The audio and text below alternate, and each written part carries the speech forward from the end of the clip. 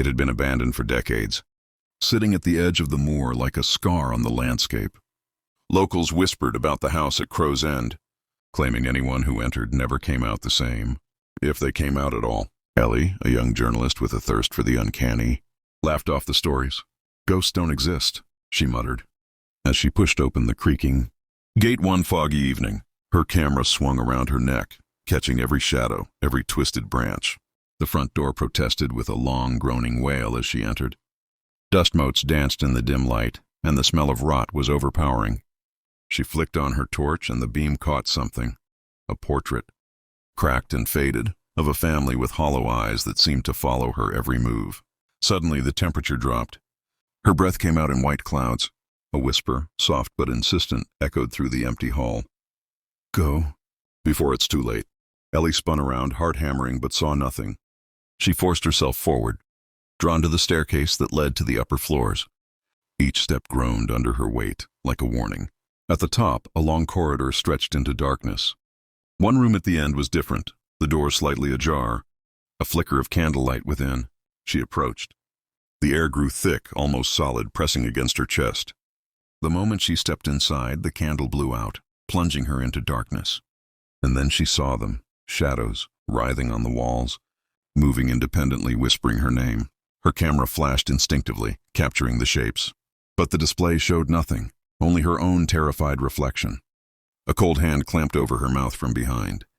She screamed silently, thrashing, but the grip was unyielding.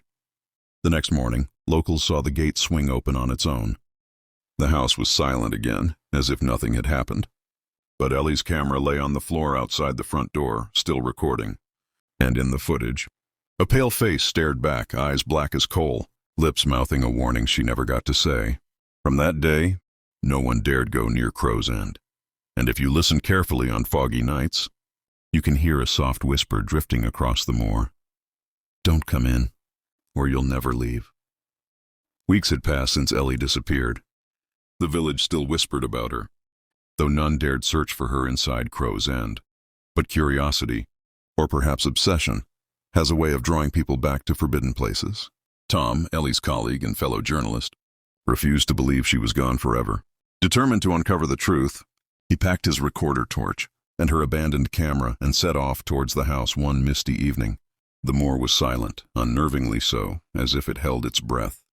The house loomed ahead, more sinister than he remembered from Ellie's photos. Its windows stared like empty eyes, and the wind moaned through broken shutters.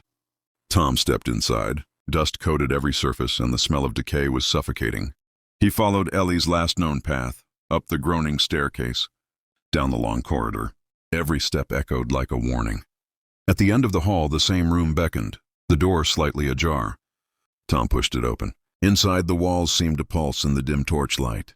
Shadows twisted unnaturally, crawling like living things.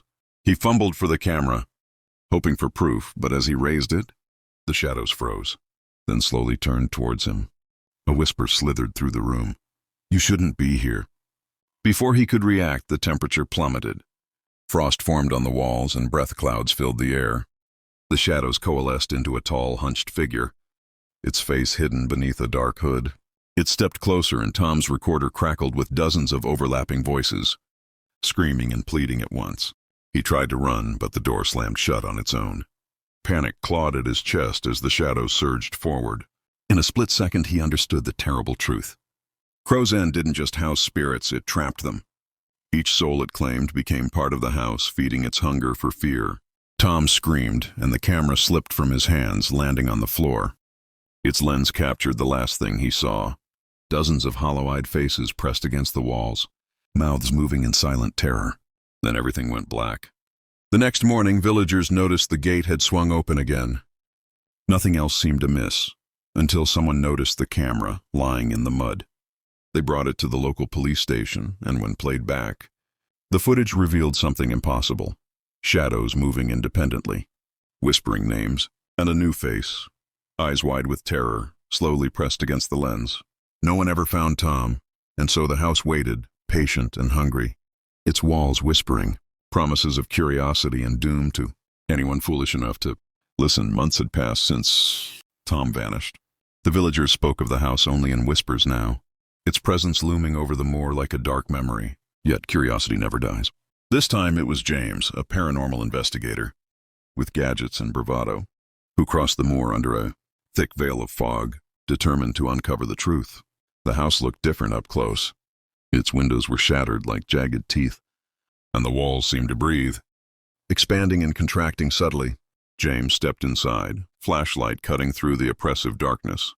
Every step on the floorboards felt wrong, as if the house was guiding him somewhere. Following the trail of Ellie and Tom, he reached the room at the corridor's end.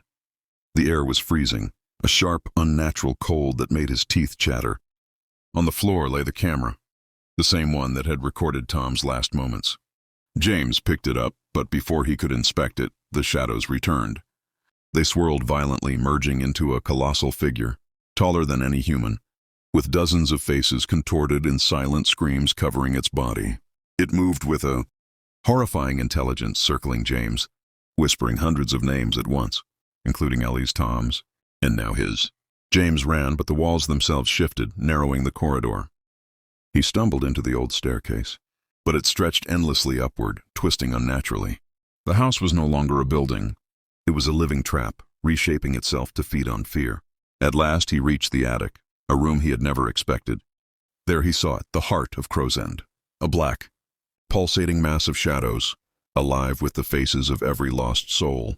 It throbbed like a dark beating organ, and every whisper converged here. The heart turned its hollow eyes on him.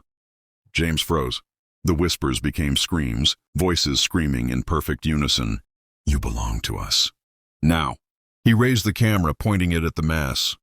The screen went white, then black. When the light returned, James saw himself reflected among the trapped faces, eyes wide in eternal terror. The house shuddered as if satisfied, and the door slammed shut behind him. Days later, villagers found the gate swung open again. The house was silent. No one ventured near. And sometimes, on foggy nights, when the wind blew just right, you could hear hundreds of voices crying from the moor, whispering a single warning to the curious. Crow's End takes all who seek it, and never gives them back. The house waits, patient as ever, hungry for the next soul foolish enough to cross its threshold.